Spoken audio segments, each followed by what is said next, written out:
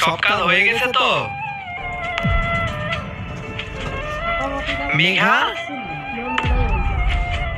তুমি বিয়ের ড্রেস পরে কাজে এসছো কেন?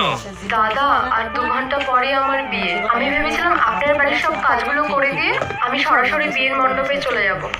দাদা, আপনি তো আমাকে বলেছিলেন আজকে আমাকে আসতেই হবে। আপনাদের বাড়িতে অনেক অতিথি আসবে, তাই আমার ছুটি হবে না।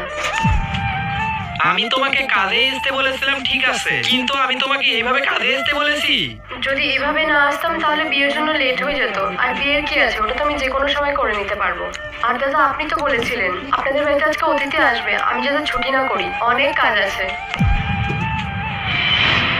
দাদা, 15 তারিখ আমার বিয়ে, তাই ওদিন আমি কাজে আসতে পারবো না। প্লিজ আমাকে ওদিনের জন্য ছুটি দিয়ে দিন।